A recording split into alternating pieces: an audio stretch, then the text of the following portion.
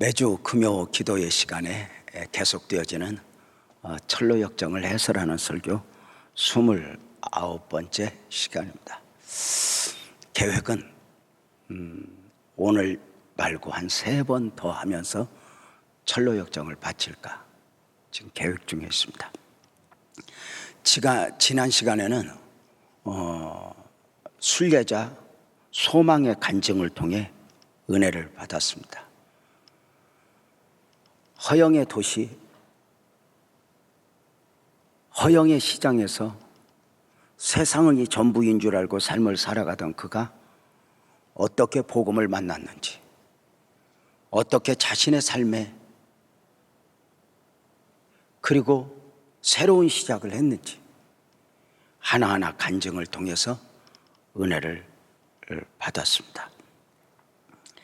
대화 형식으로 진행된 그 소망의 간증을 3단계로 구분하여 은혜를 받았는데 1단계가 말씀이 들려오다 였습니다. 말씀이 말씀으로 들려왔다는 이야기는 복음 전도자들을 통하여 전해지는 말씀이 귀로 들렸다가 아니라 말씀 안에서 자신의 삶을 조명한 것입니다. 말씀 앞에서 자신을 조명하여 보니 내가 죄인이라는 사실을 알게 되었고, 그리고 자신의 삶이 이것이 바른 삶이 아니라는 것을 알았던 것입니다.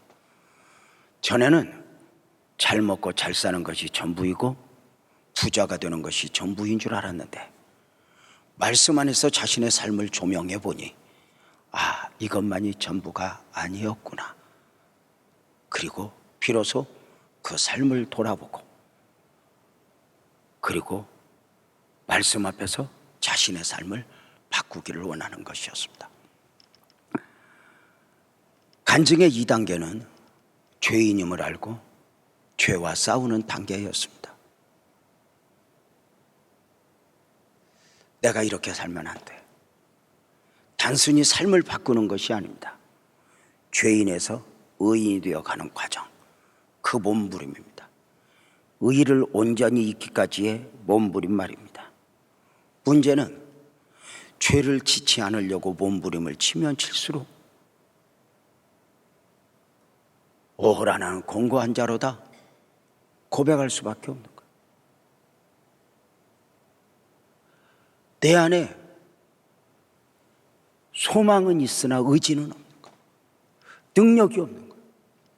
세상을 이기고 싶은데 이길 수가 없는 거예요. 그래서 하나님의 은혜로 구원을 받지 내 의로 구원을 받을 수 없는 단계임을 깨닫게 됩니다. 3번째로는 복음적 삶을 결단하는 것이었습니다. 참 신앙은 마음이 아닙니다. 기독교 신앙은 단순히 신앙이라고 말하지 않고 생활이라고 말합니다. 삶을 바꾸는 단계입니다.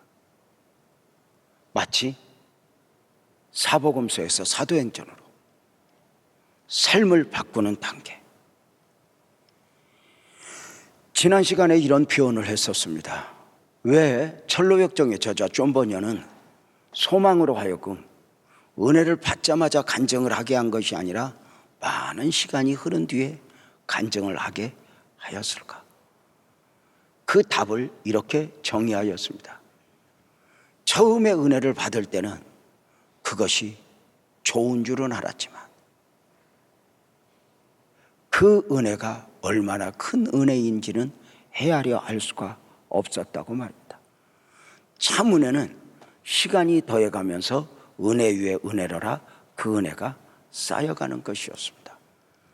그리고 소망이 순례자로 살아가면서 그 은혜의 정점에 이르렀을 때 그는 간증을 통해 복음의 진수를 우리에게 소개하였던 바입니다. 무엇보다도 지난주의 설교를 통해서 결론은 하나님은 소망 한 사람이 예수를 믿는데 어쩌다 보니 믿은 게 아니라 그 소망이 소망되기까지 하나님은 순례자 믿음을 희생시켰고 순교회를 맺잖아요. 하나님은 의외로 많은 투자를 하셨다. 이렇게 말합니다. 사울이 바울 되는데 그냥 사울이 바울 된 게 아니에요. 스데반의 희생과 많은 대가를 지불하고 사울이 바울 된 거예요. 저와 여러분이 그냥 교회 안 다니다 나는 교회 다녔어 하는 것 같아도 아니에요. 우리 교회 권사님 한 분이 어릴 적부터 많이 아팠던 딸을 양육하는 과정 중에 이제 장성한 딸을 보면서 저에게 이렇게 말해요. 목사님, 우리 딸이요 돈이 많이 든 아이예요. 많은 투자를 했어요. 어느 자식이 그러하지 않겠냐마는 특별히 그러했다는 거예요. 하나님의 은혜는 나를 향하여 하나님이 투자했고 그 신앙의 깊이를 더해가 보면 나를 향한 하나님의 기대와 사랑을 읽어내는 것, 이것이 대단히 중요한 단계였습니다. 소망의 간증이 마무리되어 갈 무렵에 순례길에 뒤따라오던 무지라는 순례자, 무지라는 사람을 다시 만나게 되었습니다. 이 무지라는 사람은 철로역정 26번째 설교 때 무지와 작은 믿음이라는 주제 아래서 만난 바 있었습니다. 무지는 나쁜 사람이 아닙니다. 무지는 그냥 무엇인가 모르는 사람이 아닙니다. 복음 앞에서 무지일 뿐입니다. 복음을 알지 못하는 가운데 잘못된 삶을 살아면서도 잘못된 삶인 줄 모르고 잘못된 길을 걸으면서도 잘못된 길인 줄 모르는 경우였습니다. 특별히 순례자 아닌 순례자가 되어 종교인의 삶을 살면서 이 길 끝에는 낙원이 있을 거야, 이 길 끝에는 천국이 있을 거야 하고 걸음을 걷는 사람이었습니다. 대표적으로 이 사람을 이런 식으로 표현을 했습니다. 이단에 속하여 신실하게 살아가는 사람들, 또는 각 나라의 토속 종교에 심취해 있는 사람들, 그들도 보면은 우리가 감히 따라갈 수 없을 정도로 신실한 경우들이 참 많이 있습니다. 이단들의 열심을 우리가 따라갈 수 없을 정도입니다.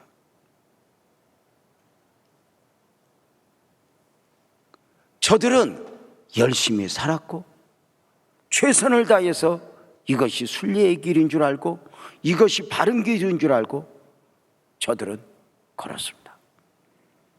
그러나 그 길은 길이 아니었습니다. 무지라는 사람은 이 길이 내가 이렇게 사는 것이 천국에 이르는 길인 줄 알았지만 아니었다는 것이었습니다. 그래서 무지라는 사람은 크리스천과 소망과 동행하기를 오히려 거부했습니다. 천국에 가는 길은 이런 길도 있고 저런 길도 있는 것이지 당신들이 말하는 길만 있는 것이 아니라고 말입니다. 그렇게 각자의 순례길을 가다가 다시 만나게 된 것입니다. 뒤따라오는 무지를 보면서 소망과 크리스찬의 대화가 시작이 됩니다. 소망이 말을 합니다. 보세요, 크리스찬 씨, 저기 젊은이가 얼마나 멀리서 뒤떨어져 꿈을 걸으면서 따라오고 있는지를. 네, 그는 우리와 동행하길 싫어했잖아요. 그렇지만 여기까지 우리와 함께 왔다라면 그가 손해볼 일은 없었을 것입니다. 맞는 말이요. 그렇지만 내 일로 두겠는데 저 사람은 우리와는 다르게 생각하고 있어. 그래요? 하지만 기다려 봅시다. 무슨 의미입니까? 간증을 하던 소망은 저 무지라는 사람을 좀 우리가 품어봤으면 좋겠다, 다시 한번 기회를 줬으면 좋겠다. 그러나 크리스찬은 단호했습니다. 어렵다고. 저 사람은 일찍이 우리를 거부한 사람이고 잘못된 길을 가면서도 잘못된 길인 줄 모르는 사람이니 그냥 우리끼리 길을 가자고 말입니다. 뒤따라오는 무지를 두고 순례자 크리스찬과 소망이 잠깐 충돌이 있어집니다. 소망은 그를 품자는 것이었고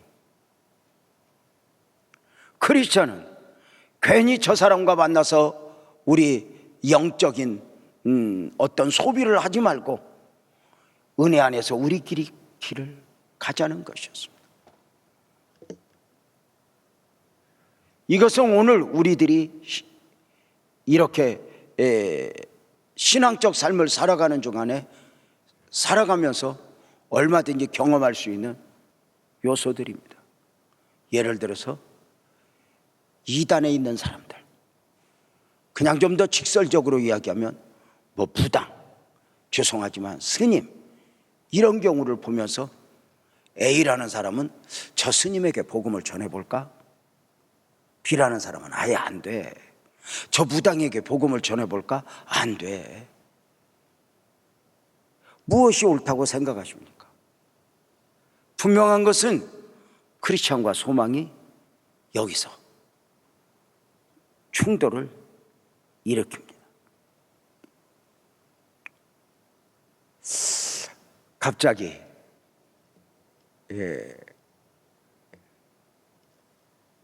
옛날 생각이 나네요. 집사님 한 분이 교회 초창기에 있었던 일이에요. 집사님 한 분이 선부동으로 이사를 가셨어요. 목사님, 이사 잘할 수 있도록 기도해 주세요. 그럴게요. 이사를 갔어요. 가자마자 그냥 참 어두움 가운데 저를 찾았어요. 왜 그러냐? 그랬더니 뭐 한산에 이렇게 담 하나 쌓이두고 이쪽에 3층 이쪽에 3층 이런 경우 있잖아요. 근데 담 하나 사이를 두고 집사님이 이리 이사 왔는데 담 하나 사이를 두고 저 옆집에 무당이 있는 거예요. 향을 피우고 또 뭐 이렇게 뭐 주문을 외우고 하는데 너무너무 힘든 거예요. 이사 가자마자 집을 다시 내놓고 우리 집사님 목사님 빨리빨리 방 빠지게 해주세요. 나 이거 못 살겠어요. 하루도 못 살겠어요. 이러고 6개월이 지났는데 이게 웬일이에요? 6개월 만에 어느 날 시장에서 보니까 이 무당 아줌마가 성경을 들고 교회를 가는 거예요. 그래서 이게 웬일이냐? 그랬더니 그 사연을 이야기하는데 무당집에 단골로 드나드는 분이 누군가의 전도를 통해서 예수를 믿게 됐어요. 예수를 믿게 되니까 무당집을 드나들지 않는 거죠. 가지 않는 거죠. 그런데 그 무당집에 가지 않는 가운데 이 무당이 오래간만에 옛날 단골 손님을 시장에서 만났어요. 그러면서 세댁 왜 안 와? 그러니까 교회 나간 지 한두 달도 안 된 이 세댁이 그 순간의 은혜가 얼마나 좋았는지 무당한테 이렇게 말한 거예요. 아줌마, 그 짓 그만하고 나랑 교회 나갑시다. 그 말 한마디에 그럴까? 그리고 교회 간 거예요. 그러면서 우리 집사님이 저에게 오셔서 목사님 해결됐어요. 무당이 교회를 가요. 그러면서 사연을 물었더니 그 이야기를 하길래 우리가 바뀌어야 된다. 우리는 왜 무당 뒤에서 이사 갈 생각만 했지? 무당 예수 믿게 해달라고 하지 않았을까?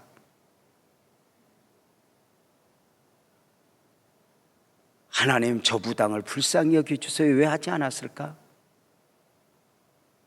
우리는 잘못하면 예수를 믿다 보면 저 사람은 예수 믿는 사람이 안 믿는 사람이야. 저 사람은 좋은 사람이 안 좋은 사람이야. 내가 저런 사람하고 어울리면 안 돼. 우리는 이렇게 접근하는 경우들이 있습니다.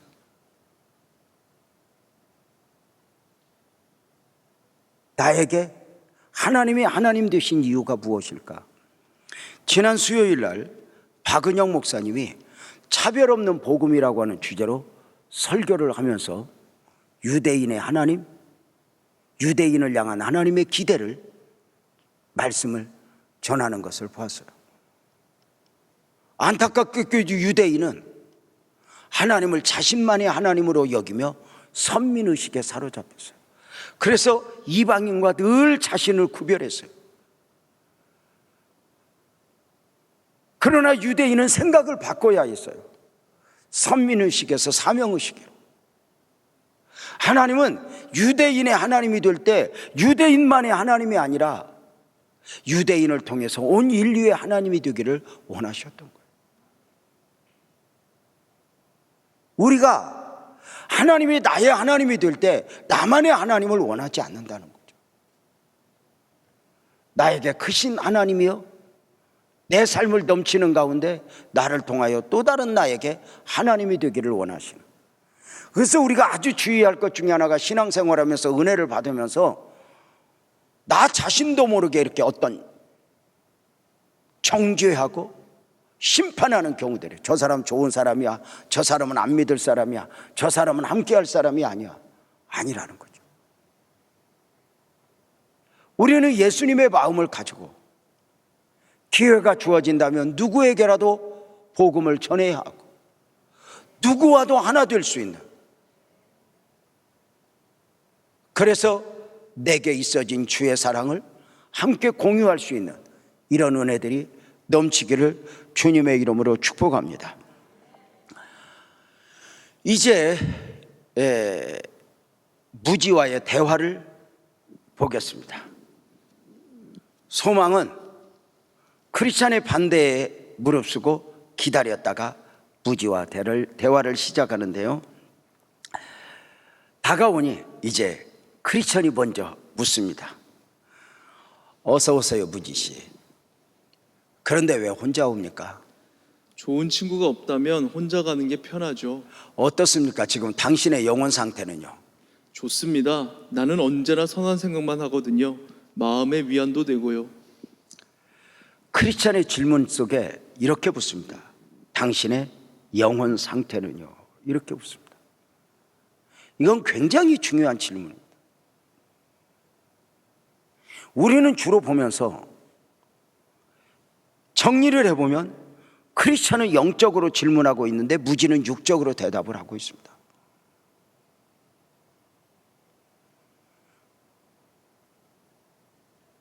여러분, 우리는 교우들을 만났을 때 궁금한 것이 무엇입니까? 돈 많이 벌어? 건강해? 다 좋지만 진짜 우리가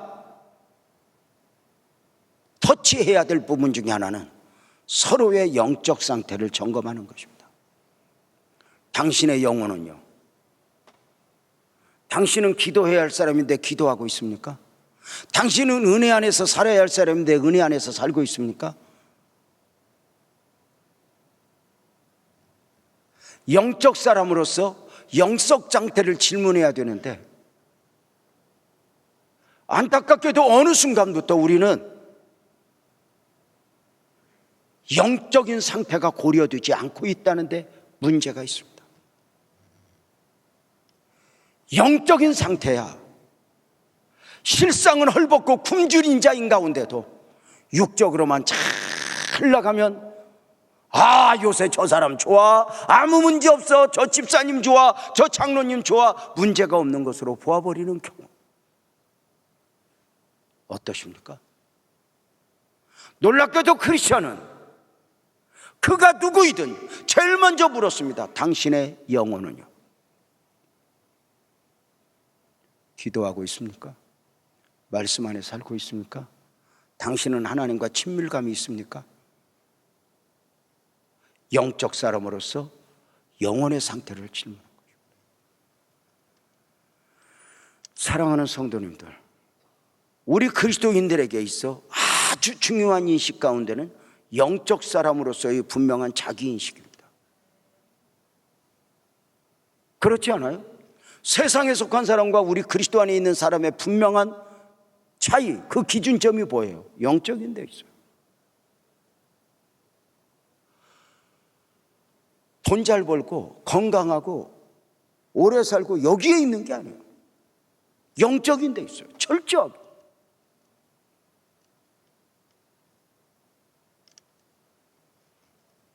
세상에 속한 사람은 육적 생명의 소유자요. 우리 거듭난 그리스도인은 육적 생명 안에 영적 생명을 담고 있단 말이에요. 우리가 예수를 믿을 때의 진정한 가치는 이 영적 생명에 있는 것이지 육적 생명에 있는 게 아니란 말이에요.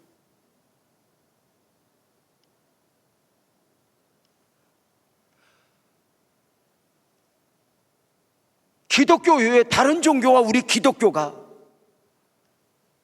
무엇이 달라요? 천주교 포함 불교 포함 이 땅의 모든 종교는 아무리 신비감을 조성해도 결국은 육을 만족시키는 종교예요. 그러나 기독교는 영을 만족시키는 종교예요. 영적인 것은 은혜가 아니면, 믿음이 아니면 알 수 없어요. 그래서 세상에 속한 사람들은 우리에게 질문해요. 너희와 우리와 뭐가 다른데? 우리는 영적 시각을 가지고 영적 인식을 가지고 있기에 이렇게 말해요. 우리는 당신들과 달라. 이렇게 말합니다. 교회 밖에서 교회 안으로 들어오는 것도 중요하지만 교회 안에서 하나님의 은혜를 입어, 성령의 은혜를 입어 영적 사람이 되는 것, 성령으로 충만한 사람이 되는 것, 이건 굉장히 중요한 단계입니다.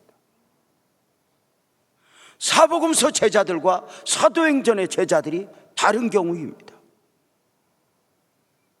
사복음서 제자들은 예수님이 아무리 영적인 말씀을 전해도 영적이지 못한 제자들은 그 말씀을 깨달아 알아듣지 못했습니다. 영으로 말씀을 전할 때 육으로 받았습니다. 하늘의 말씀을 땅으로 받습니다. 그때 예수님이 요한복음 14장 26절에 이렇게 말씀하셨죠. 보혜사 곧 아버지께서 내 이름으로 보내실 성령 그가 너희에게 모든 것을 가르치고 내가 너희에게 말한 모든 것을 생각나게 하리라. 보혜사 성령이 하시는 일이었죠. 교회가 영적이고 있는가? 목사가 영적이고 있는가? 성도가 영적이고 있는가? 크리스찬이 무지를 향하여 질문하듯이 교회는 늘상 질문을 해야 돼요. 교회의 타락은 죄송하지만 목사가 바람을 폈다 이런 윤리적 접근도 있겠지만 진짜 중요한 것은 그 원인이에요. 영적이어야 될 교회가 영적이지 못하면 세상을 이길 수가 없어요. 영적이어야 할 목사가 영적인 것을 놓아버리면 세상의 욕심, 세상의 모든 것들을 이겨낼 수가 없는 것이죠. 영적으로 충만하지 않고는 마귀를 이길 수 있어요? 세상을 이길 수 있어요? 없어요. 왜 우리 예수님은 우리에게 성령으로 충만하라 하셨을까? 왜 술 취하지 말라, 방탕하지 말라? 방탕한 것이니 성령의 충만을 입으라고 사도는 말했을까? 영적 존재이기 때문에. 영적 생명을 소유한 뒤로 우리는 잘 먹고 잘 사는 것으로 우리는 진정한 만족이 있을 수가 없어요. 영적이고 있습니까? 우리 예수님이 요한복음 14장 27절 28절에 이렇게 말씀하셨죠. 평안을 너희에게 끼치는지 나의 평안을 너희에게 주노라.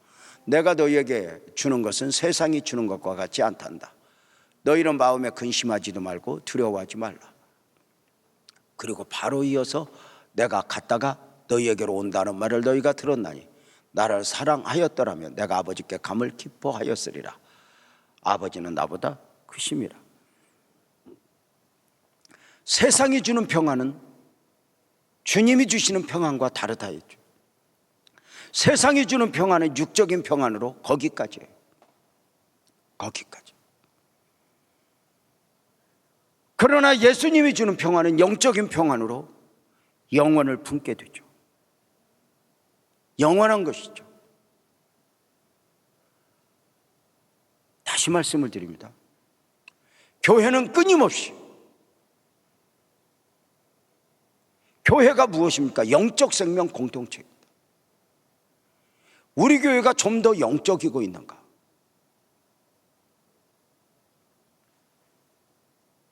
우리 목사님이 좀 더 영적이고 있는가? 우리 장로님이 좀 더 영적이고 있는가? 굉장히 중요한 요소. 스스로 나는 좀 더 영적이고 있는가? 영적 시각을 놓아버리면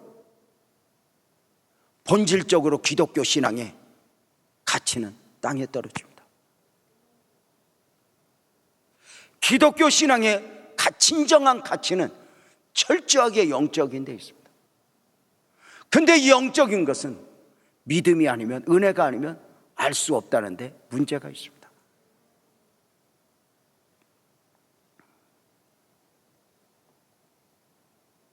저와 여러분은 영적 생명을 소유한 영적 존재들입니다. 아멘 합시다. 거듭났습니까?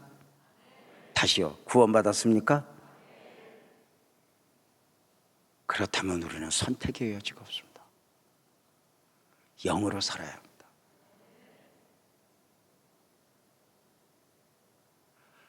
아이고 살 빠졌네. 옷 예쁘네. 다 좋습니다. 그러나 진짜 묻고 싶은 건 따로 있어야 됩니다. 우리 엄마 세대는 핍박 가운데, 눈물 가운데 삶 속에서 믿음을 지키다 주일날 모이면 너 그 가방 어디서 샀니? 어디 여행 다 왔니? 이런 거 안 물어봤다는 거. 주로 손잡고 너는 가족들의 모진 핍박 가운데 믿음을 어떻게 지켰나?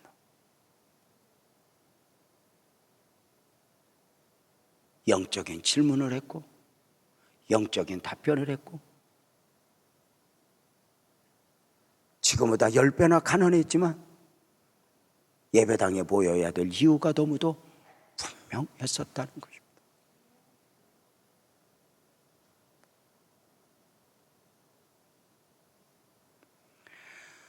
영혼의 상태를 물었던 크리스찬은 다시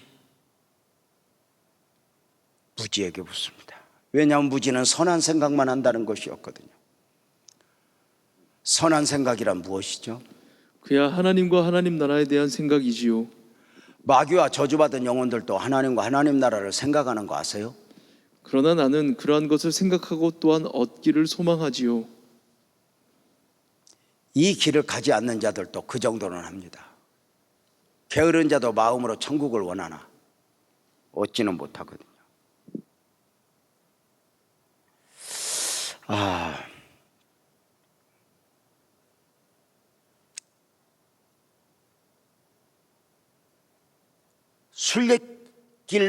순례자 아닌 순례자로서 종교인으로 살아가면서 여러분 아시죠? 우리가 천국을 사모하듯이 이단에 속한 사람들, 다른 종교의 사람들도 나름대로 극락, 유토피아 이런 사후의 세계를 사모하고 있다는 것 아십니까? 우리보다 그것을 더 굳게 믿고 있는 사람도 많습니다. 분명한 것은 실제가 아닙니다.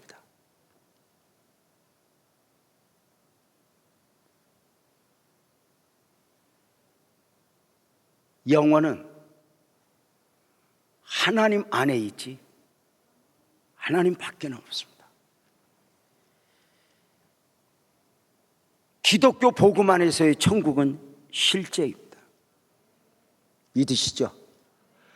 부자와 나사로의 비유는 상상 속의 스토리가 아닙니다. 실제입니다. 저는 부자와 나사로 이야기를 할 때 은혜 받는 것 중에 또 하나가 있습니다.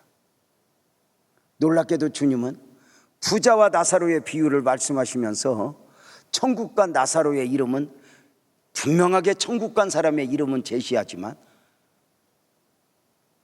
지옥 간 사람은 부자라 표현했을 뿐이지 이름을 말하지 않습니다.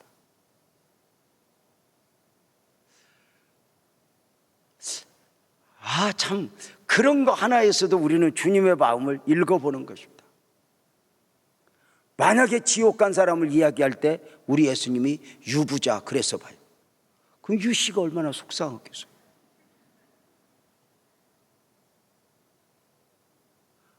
분명한 것은 지옥 간 부자이든 천국에 간 나사로이든 앞서 죽음을 맛본 모든 사람들의 소원은 아직 생명이 있는 이 땅에 있는 모든 사람들이 예수 믿는 것이다.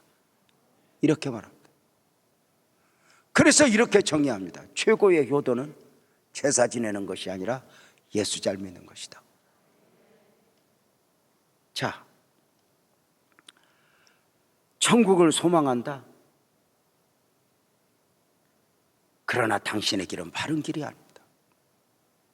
말하는 것입니다.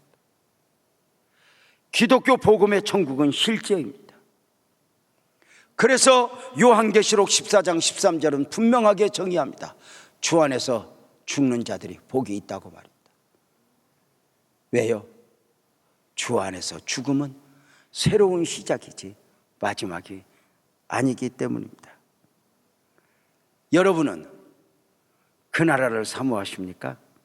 고린도전서 15장 19절에서 사도는 이야기했죠. 만일 그리스도 안에서 우리의 바라는 것이 다만 이 세상 삶뿐이면 모든 사람 가운데 우리가 더욱 불쌍한 자니라. 예수를 믿었다 하면서도 은혜를 받았다고 말하면서도 우리의 바라는 것이 다만 이 세상의 삶뿐이라면 우리는 초라해지고 불쌍한 존재가 된다는 것입니다. 기독교 신앙의 진정한 가치는 영원에 있는 것입니다.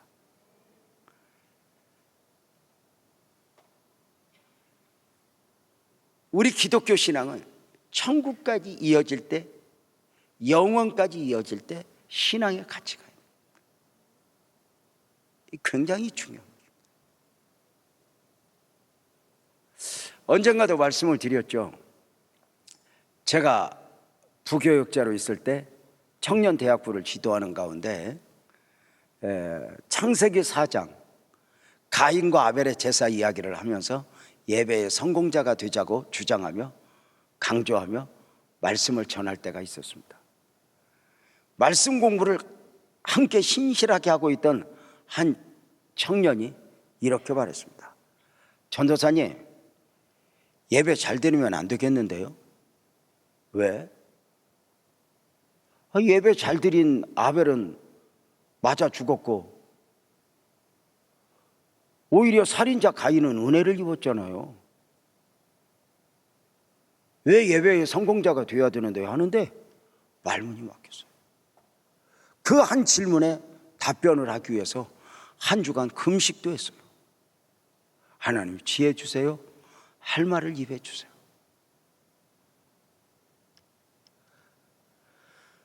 그 형제와 만남을 갖는 시간까지 대답이 없었어요. 답이 없었어요. 문고리를 잡고 열고 들어가는 순간 하나님이 딱 말씀 주신 거예요.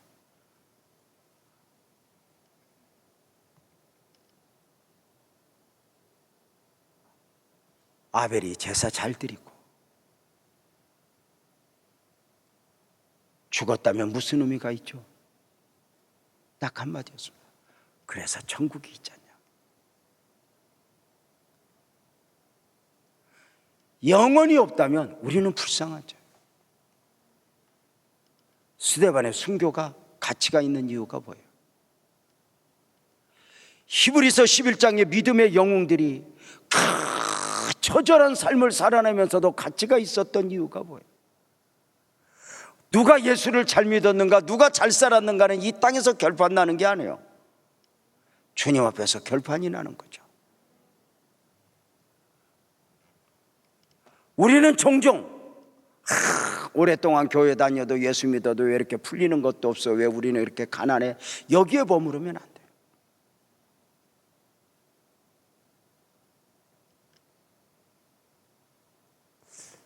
사랑하는 성도님들, 어떠세요?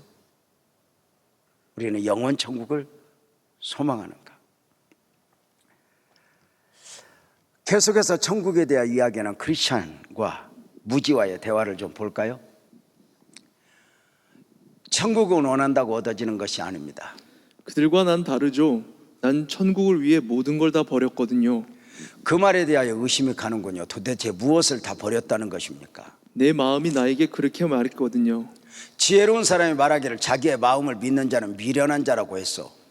그것은 마음이 나쁜 사람을 말하는 것입니다. 난 착한 마음을 가졌어요. 젊은이가 바르게 생각한다는 것을 어떻게 알 수 있지요? 천국의 소망 가운데 마음은 나에게 평안을 주죠.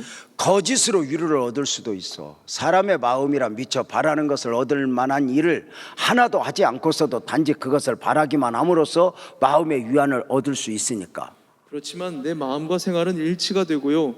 내 소망은 이렇듯 든든합니다. 누가 당신의 마음과 생활이 일치된다고 했었나 보죠? 바로 내 마음이 알려주죠. 자기가 도둑인지 아닌지는 다른 사람에게 물어봐야 하지 않습니까? 그런데 자기 마음이 그렇게 말했다니 하나님의 말씀이 이를 증명해 주지 않는다면 다른 증언은 하나도 소용이 없소이다라고 말합니다. 여기서 무지는 약 3가지를 주장하고 있습니다. 자기는 천국을 얻기 위하여 자기의 모든 것을 버렸다고 비웠다고 말을 하는 것입니다. 비웠다. 비울 수 있을까?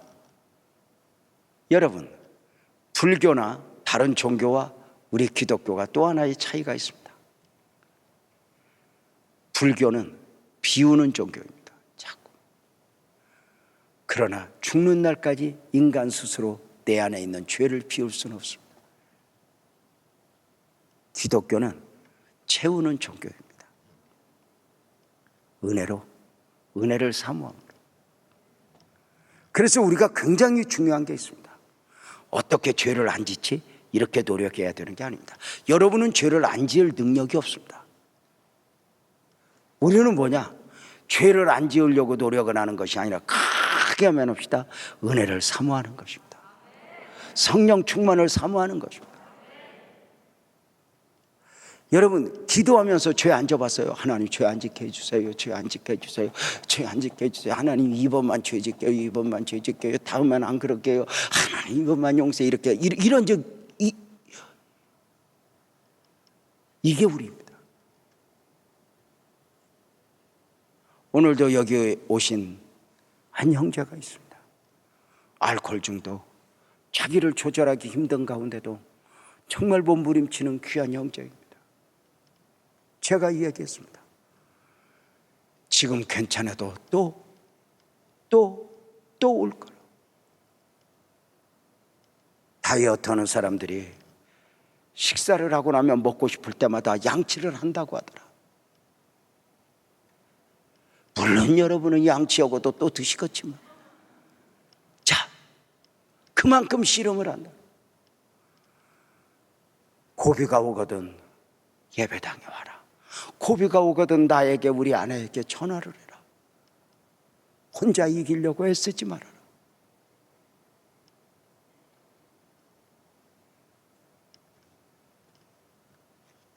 사랑하는 성도님들, 마음을 믿어요? 아니요.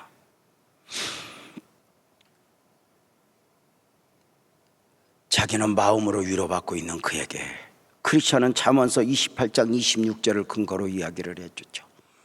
자기의 마음을 믿는 자는 미련한 자요 지혜롭게 행하는 자는 구원을 얻을지니라고 말입니다. 크리스천의 지적에 무지는 또 하나 자신은 착한 마음을 가졌다고 이야기를 합니다. 마음을 비웠기에 죄가 없다는 말로 이해가 가능합니다. 그럴까? 마음이 평안을 주고 있다고 하지만 마음이 주는 평안은 참 평안이 아닙니다.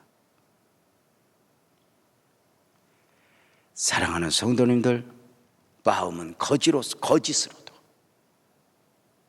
평안할 수 있습니다.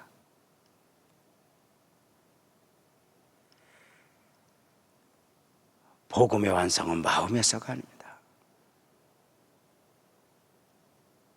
우리 모두 성령으로 충만한 세상을 이기고 마음의 은혜를 담고 삶을 엮어가는 복된 축복이 있기를 주님의 이름으로 축복합니다. 크리스천은 자신의 마음이 어떠하든지 생각이 어떠하든지 그것 가지고 안 된다 하며 단호하게 답을 합니다. 하나님의 말씀이 이를 증명해 주지 않는다면 다른 증거는 하나도 소용이 없소이다. 그렇지만 선한 생각을 품고 있는 마음이 선한 마음 아닌가요? 하나님의 계명대로 살면 선한 삶이 아닙니까? 난 그렇게 살고 있어요. 그렇죠. 선한 생각을 품고 있는 마음이 선한 마음이며 하나님의 계명대로 살면 선한 삶이 되죠. 그러나 그렇게 생각만 하는 것과 그렇게 사는 것은 별개죠. 그렇다면 선생님 생각에는 선한 생각과 하나님의 계명대로 사는 삶이 어떻게 다르다고 보십니까?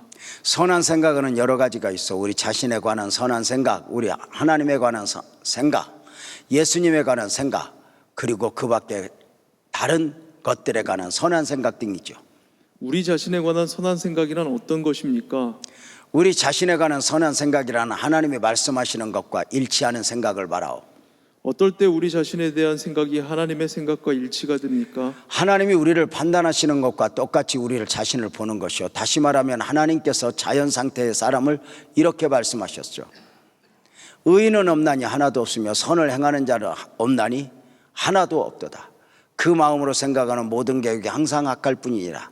사람의 마음이 계획하는 바가 어려서부터 악함이라. 그러니 이런 생각을 가지고 우리 자신을 보게 될 때 우리의 생각은 하나님의 말씀에 비춘 것이기 때문에 올바르게 되는 것입니다. 그건 아주 못된 놈들에게나 통하는 말이지 나는 내가 악하다는데 동의할 수가 없어요. 무지가 주장하는 선함과 크리스찬이 주장하는 선함이 다르다는 것을 보게 됩니다. 무지는 나쁜 마음이 없는 것, 그리고 나쁜 행동을 하지 않는 것을 이야기합니다.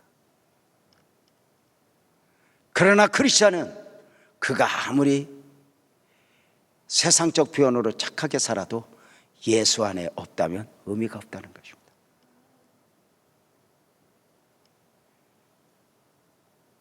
놀랍게도 존 버녀는 이 대화 가운데 무엇을 강조하고 있느냐? 선함을 행위와 연결시키지 않고 있다는 것입니다. 하나님 안에 있느냐 하나님 밖에 있느냐로 기준을 삼고 있다는 것입니다. 인간이 아무리 선하게 살려고 해도 의인은 없나니 하나도 없고 내 안에 해답이 없습니다. 참선은 나의 약함을 알고 하나님을 붙잡는 것이지 내 스스로 착하게 사는 것이 아니라는 것입니다. 창세기 4장에 제사에 실패했던 가인에게 살인자가 되었던 그 가인에게 주셨던 말씀이 있습니다. 창세기 4장 6절 7절이죠. 여호와께서 가인에게 이르시되 내가 분하여 하면 어찌 됨인가 안식이 변하면 어찌 됨인가 내가 선을 행하면 어찌 나를 듣지 못하겠느냐. 잘 보세요. 선을 행하지 아니하면 죄가 문에 엎드리느니라. 죄가 너를 원하나 너는 죄를 다스릴지니라. 선을 행하면 죄가 문에 엎드려서 그 죄가 너를 삼킬 것이다. 선을 행하지 않으면 선을 행하면 네가 죄를 이길 것이다. 이렇게 말하는 거거든요. 이 선은 뭘까요? 착하게 사는 거? 아니요. 참선은 당시 최고의 선은 하나님 앞에 예배였습니다. 하나님 안에서였습니다. 네가 바른 예배로 하나님 안에서 네가 그 은혜를 공급받아야 세상을 이길 수 있다는 것이었습니다. 인간은 아무리 선하게 살아도 거기까지고 그 다음은 아닙니다. 나는 얼마나 하나님을 의지하는가. 선을 행하지 않으면 죄가 문에 엎드리니라. 죄에게 삼킨된다는 것, 삼킨받는다는 것입니다. 선을 행하면 그 죄를 이긴다고 말합니다. 이 선은 착할 선이 아니다. 인간에게 있어 최고의 선은 아멘합시다. 나는 하나님이 아니면 안 됩니다. 여기에서 출발합니다. 그래서 세상이 이해를 못하는 것입니다. 왜냐하면 나는 하나님이 아니면 안 돼. 그래서 의외로 기독교 안에는 악한 사람들, 세상이 보기에 악한 사람들이 이 안에 있거든요. 그들이 은혜를 입고요.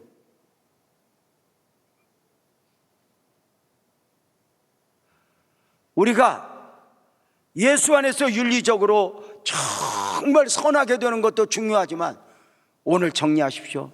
참선은 나 자신을 알고 하나님을 구하는 것입니다. 하나님이 아니면 안 돼. 하나님은 아니면 안 돼. 사랑하는 성도님들, 어린아이가 엄마 품에 안겨 있습니다.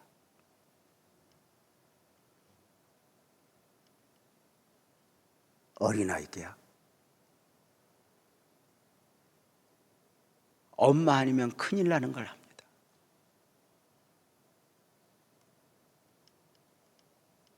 여러분에게 있어 하나님은 어떠합니까?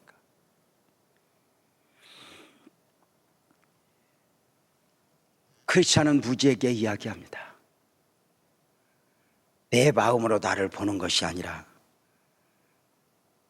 하나님의 말씀을 근거로 하나님의 마음으로 나를 보는 것이라고 말입니다. 그 이야기를 다시 한번 볼까요? 어떻게 이야기했는가? 목사님 읽어보세요. 하나님이 우리를 판단하시는 것과 똑같이 우리 자신을 보는 거요. 다시 말하면 하나님께서는 자연 상태의 사람을 이렇게 말씀하셨소. 의인은 없나니 하나도 없으며 선을 행하는 자는 없나니 하나도 없도다. 그 마음으로 생각하는 모든 계획이 항상 악할 뿐이니라. 사람의 마음이 계획하는 바가 어려서부터 악함이라. 그러니 이러한 생각을 가지고 우리 자신을 보게 될 때 우리의 생각은 하나님의 말씀에 비춘 것이기 때문에 올바르게 되는 것입니다. 무지는 크리스찬의 말에 강하게 반문합니다. 못된 놈들이냐 통하는 말이죠. 나는 내가 악하다는데 동의할 수 없어. 이렇게 말해요. 이건 세상에 속한 사람들이 많이 이야기하는 말이에요. 진짜 나쁜 놈들은 교회에 다 있어.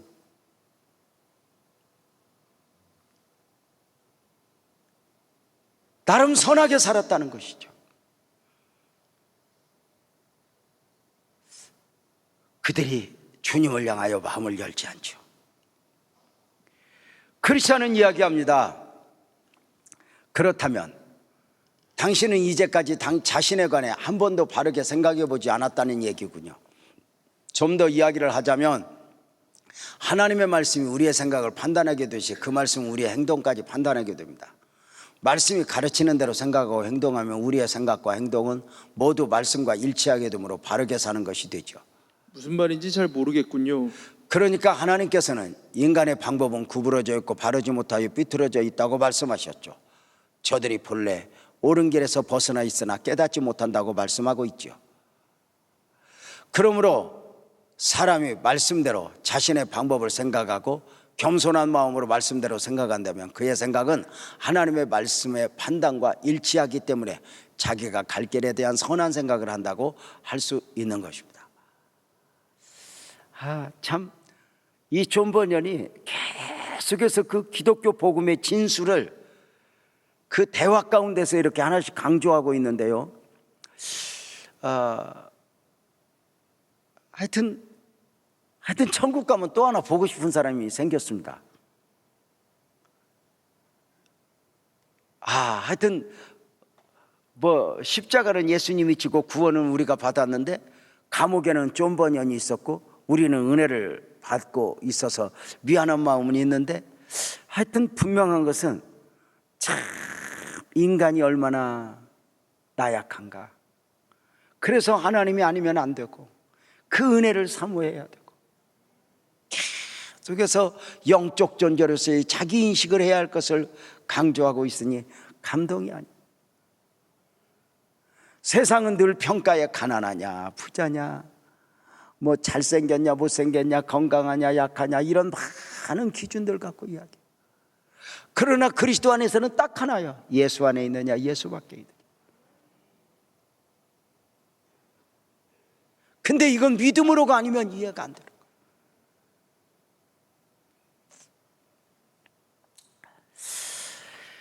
자, 무지가 이렇게 묻습니다. 하나님에 대한 선한 생각이란 어떤 것입니까? 우리 자신에 관한 말한 것처럼 하나님에 대해 우리가 생각하는 것과 그분이 자신에 대해 하시는 말씀이 일치하는 것이지요. 즉 말씀이 가르쳐주는 그분의 인격과 속성과 일치하는 생각을 말합니다. 그것에 관해 당장은 말로 자세히 설명할 수가 없군요. 그렇지만 하나님과 우리를 관련지어 이야기할 때 이렇게 생각하는 것을 말하지요. 하나님께서는 우리가 우리 자신을 아는 것보다 더 우리를 잘 알고 계시며, 우리가 우리 자신에 대해 아무 죄가 없다고 생각할 때에도 우리에게서 죄를 보실 수 있는 분이라고 말이지요. 잠깐만요. 여기서 요거 읽기 전에 말씀드릴게요. 우리는 내가 죄가 없어, 내가 깨끗해 해도 하나님은 우리 죄를 보신다는 거죠. 그 다음에요. 즉 하나님께서는 우리의 마음 가장 깊은 곳 생각까지 아시는 분이고, 우리의 마음 깊은 곳까지 언제나 그분 앞에서는 드러나 있으며, 설령 우리가 선하다고 생각하는 것조차도 하나님 앞에서는 악취를 풍길 뿐입니다. 아무리 최선을 다해 선을 행한다 해도 우린 주 앞에서 설 수 없는 존재입니다. 당연하죠. 그럼 당신은 내가 최선의 행위로 주 앞에 설 줄 알았습니까? 그러면 어떻게 하나님 앞에 나아간다고 생각하나요? 간단하게 말해서 의롭다움을 얻기 위해서 그리스도를 믿어야 한다고 생각합니다. 아니, 뭐라고요? 그분이 필요하다는 것을 깨닫지 못하면서도 그분을 믿어야 한다고 생각하다니. 당신은 타고난 약점도 지금의 약점도 모르고 있어. 당신 자신과 행동에 대해 그러한 생각을 갖고 있으니 하나님 앞에서 자신을 의롭게 하기 위해 그리스도의 의를 필요로 한 적이 한 번도 없다는 것이 분명하군요. 그러면서도 어떻게 나는 그리스도를 믿노라고 말할 수 있나요? 그 모든 것을 충분히 믿으니까요. 이렇게 말합니다. 크리스찬이 깜짝 놀라요. 무지가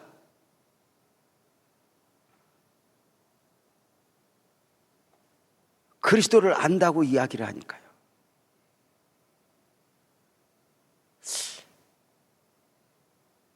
그런데 문제가 뭘까요?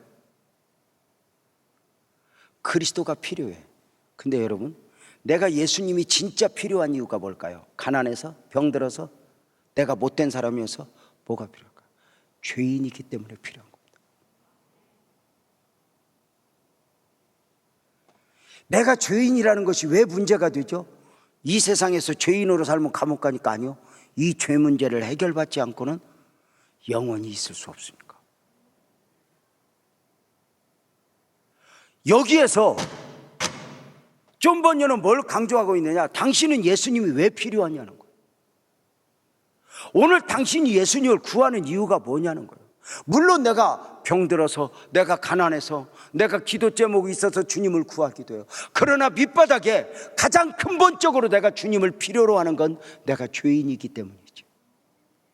죄와 사망적 존재로서 자기 인식 가운데 주님을 필요로 여기는 것이지, 단순히 더 잘 먹고 더 잘 입기 위하여 내가 주님을 필요로 여기는 것이 아니라는 거예요.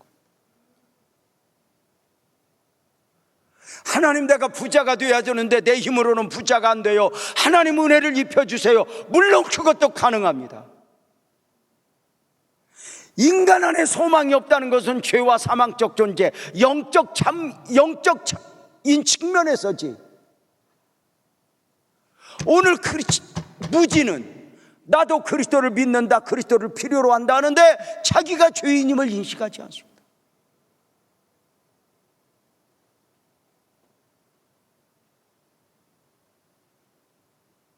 크리스찬이 깜짝 놀라서 반문합니다. 어떻게 믿는다는 말이요? 나는 그리스도께서 죄인들을 위하여 돌아가셨다는 사실과 또한 내가 그분의 법을 지키면 은혜로 나를 받아주셔서 저주받지 않고 하나님 앞에서 의롭다함을 얻게 된다고 믿어요. 그러니까 그리스도께서 자신의 공로를 통해 나의 종교적인 행실들을 하나님께 받아들여 줄 수 있게 하시어 내가 의롭게 여겨지게 된다는 것이지요. 행위로 접근하고 있죠. 이때 크리스찬이 길게 이야기하는데 목사님 한번 읽어주세요.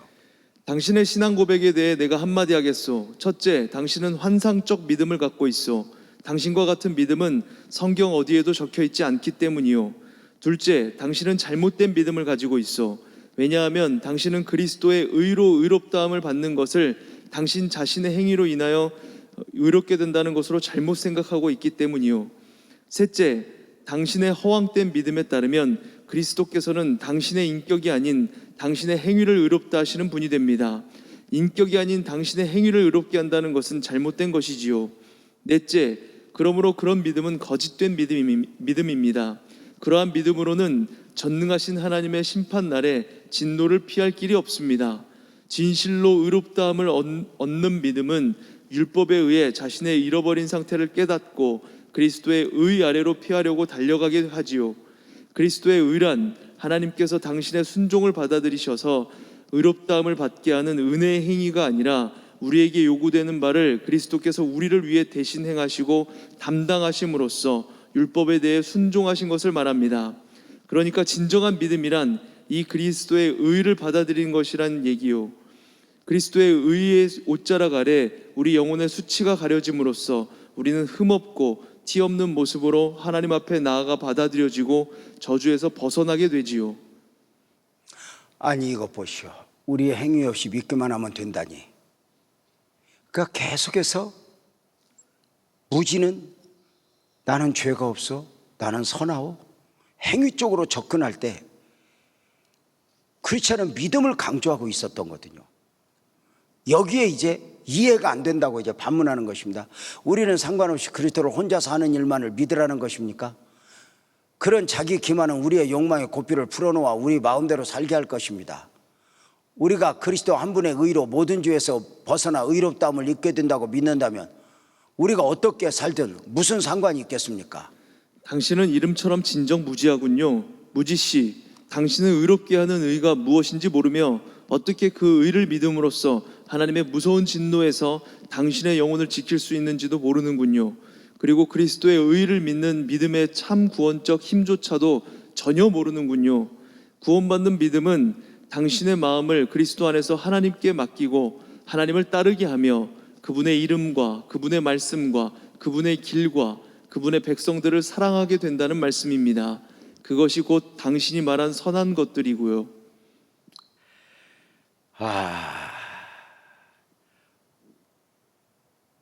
이 무지와 계속해서 이제 이 논쟁을 하고 있습니다. 그러면서 존 버녀는 의도적으로 구원받는 믿음의 가치에 대하여 이렇게 계속해서 강조하고 있습니다. 오늘날 있어지는 얼마든지의 이야기입니다. 믿음으로.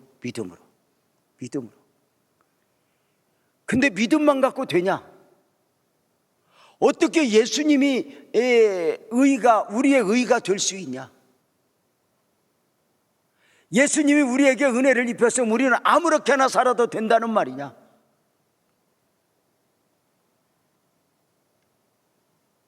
기독교 복음을 오해하고 있죠. 로마서 1장 17절은 그렇게 말했죠.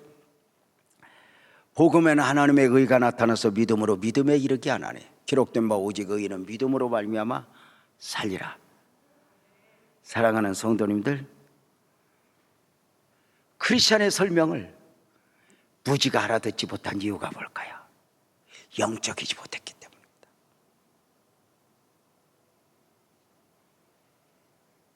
영적이지 못했기 때문에. 그래서 우리 예수님 방식으로 말하면 보혜사 성령이 오시면입니다. 설명을 잘한다고 누가 복음을 깨달아 아는 것이 아닙니다. 놀라운 은혜죠. 크리스찬과 무지와의 대화를 옆에서 듣고 있던 소망이 이제 질문을 합니다. 무지에게 혹시 하늘로부터 계시되는 그리스도를 본 적이 있느냐고 무지에게 한번 물어보세요. 이렇게 이제 크리스찬에게 이야기했는데 무지가 듣고 이야기합니다. 뭐라고요? 계시 운운하게 혹시 당신들은 이단? 그렇지 않소 무지씨. 그리스도는 하나님 안에 감추어진 모든 육체가 자연적 이해로는 알 수 없는 분입니다. 그래서 아버지 하나님께서 그를 사람에게 나타내 보여주지 않으면 한 사람도 구원에 이르는 지식을 가질 수 없어요. 그것은 선생님이 믿는 바지 내가 믿는 바는 아닙니다. 그래봐야 당신들의 공상적인 믿음보단 내 믿음이 월등히 좋다고 제 마음이 알려줍니다. 무지씨, 이 문제를 그렇게 가볍게 여기서는 안 됩니다. 내 훌륭한 동료 소망도 얘기했듯이 하나님 아버지께서 우리 신자들에게 친히 당신을 드러내 보여주지 않으면 그 누구도 예수 그리스도를 알 수 없습니다. 믿음에 있어서도 마찬가지니 영원히 우리 그리스도를 붙드는 믿음은 그것이 올바른 것이라면 틀림없이 하나님의 넘치는 은혜로 말미암아 생기는 것입니다.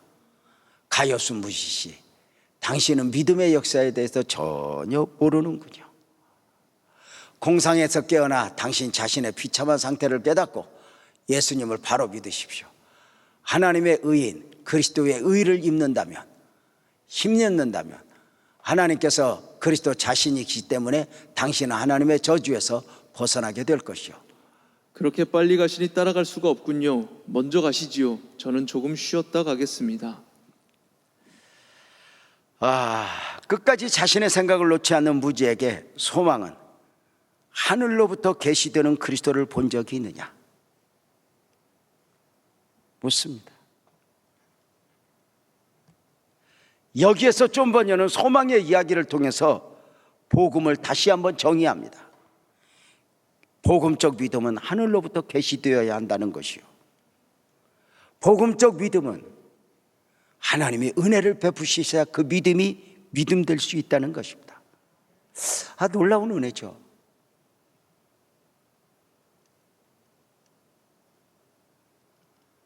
하나님은 너무도 크신 분이요. 그 크신 분을 내가 다 이해할 수 있는 게 아니에요. 소망은 복음을 전하고 크리스찬은 애절한 마음으로 전하지만 이미 자신의 생각 울타리에 갇혀 있는 그는 조금도 자신을 꺾지 않습니다. 그리고 또 한 번 헤어지게 됩니다.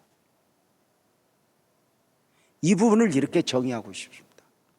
하나님은 또 한 번 무지에게 복음으로 들어올 수 있는 기회를 주셨지만 무지는 스스로 거절하고 자기 길로 갔다고 말입니다.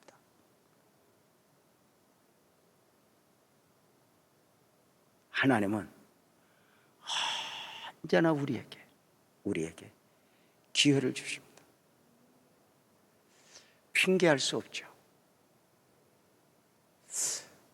여러분은 어떠하십니까?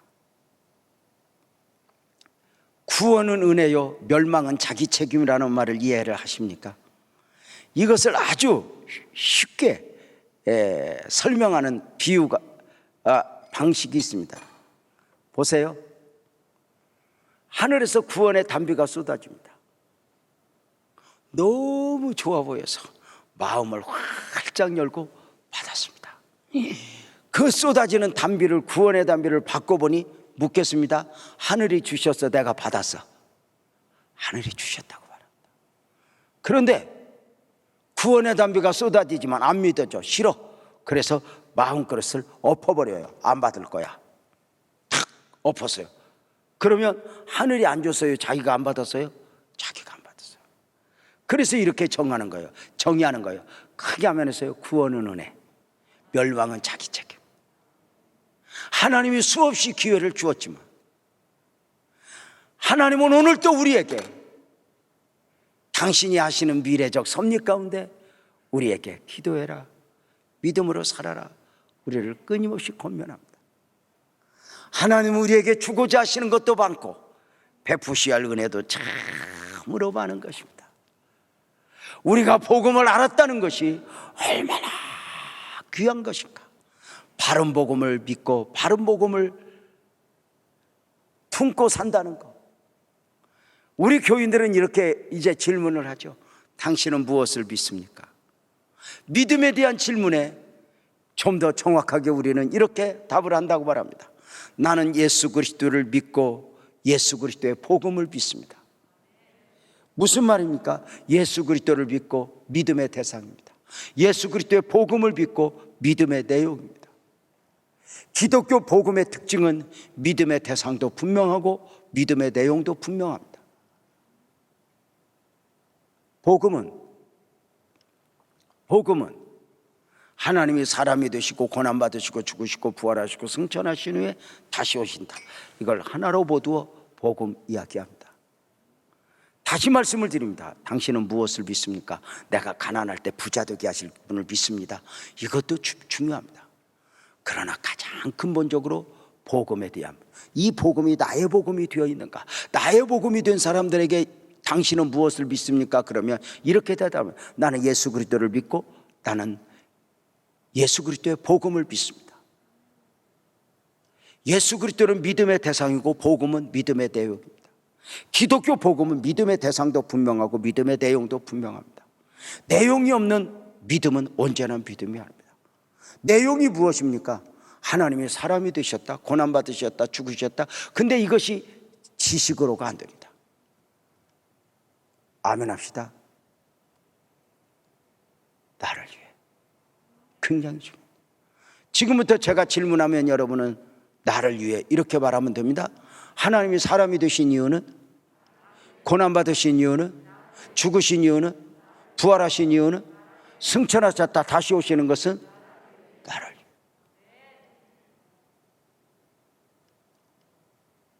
기독교 복음은 내가 하나님을 위해서 어떻게 행할 것인가도 중요하겠지만 진짜는 하나님이 나를 위해서 무엇을 하셨는지 아는 거예요. 나 같은 것을 왜 하나님이 사랑해? 하나님이 나에게 무엇을 기대하시는 거야?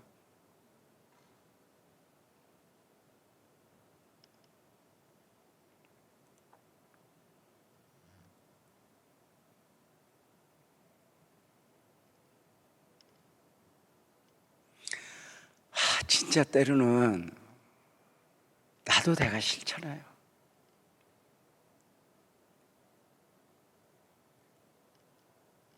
내가 나에게 실망하고,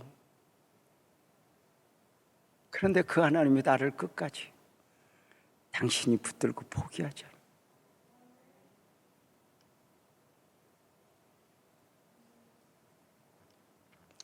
이렇게 말하고 싶어요. 내가 무엇을 행할 것인가도 중요하지만 더 중요해요. 주님이 나에게 무엇을 행하셨는가, 이것을 깨달아 알며,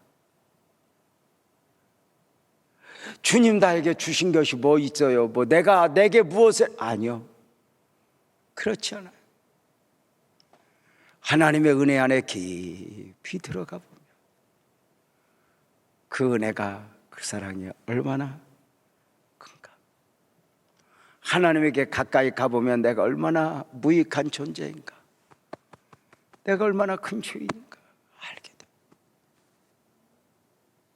그리고 또 은혜를 사모하고 또 은혜를 사모하며 세상에서 복음적 그리스도인으로서의 삶을 결단하며 달려가는 것 아닐까? 사랑하는 성도님들, 아멘 합시다. 하나님 살아계십니다. 이제 말씀을 마무리해야 되는데요, 오늘 말씀 중에 여러분에게는 어떤 부분이 가장 큰 은혜였습니까?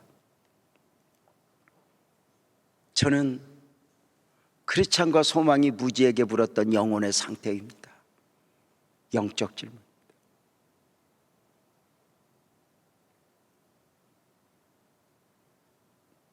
내가 얼마나 건강한가? 내가 얼마나 물질적으로 여유가 있는가? 다 좋지만 유재명 너의 영혼의 상태는 어떠한가? 하나님의 눈으로 나를 보면서 복음을 깨달은 자로서 나는 무엇을 결단할 것인가?